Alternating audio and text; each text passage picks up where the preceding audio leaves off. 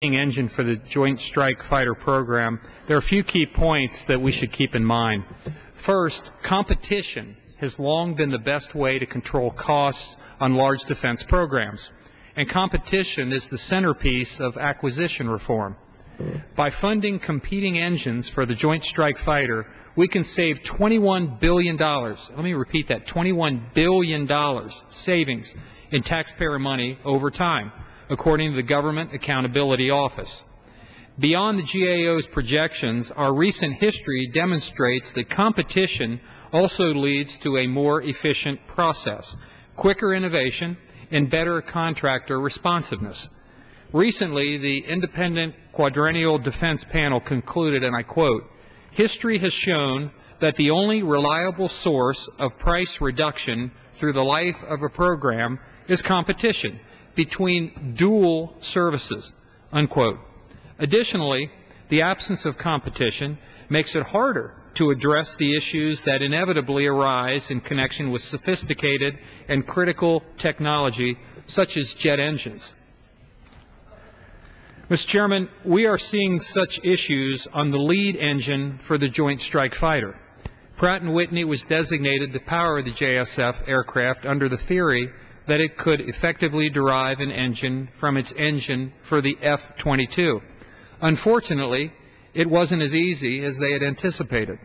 As a result, the lead engine for the Joint Strike Fighter is now billions of dollars over budget, and worse, struggling to perform the critical functional requirements for the aircraft.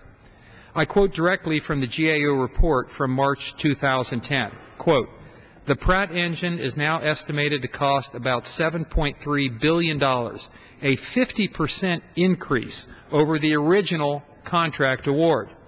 The total projected cost increased $800 million in 2008 alone. Engine development cost increases primarily resulted from higher costs for labor and materials, supplier problems, and the rework needed to correct deficiencies with an engine blade during redesign. Engine test problems have also slowed development." That's unquote.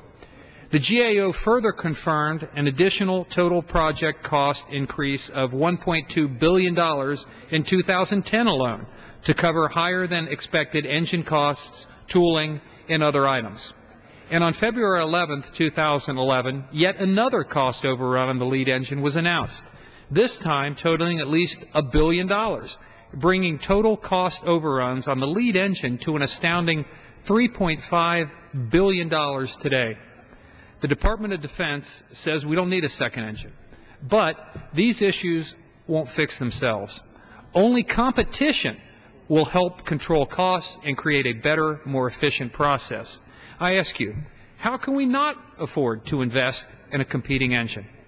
Bottom line, having the engine makers fight head-to-head will give us a far more capable, more cost-effective Joint Strike Fighter. I yield back the balance of my time. Gentleman yields back his time. What purpose, the gentleman from Connecticut rise?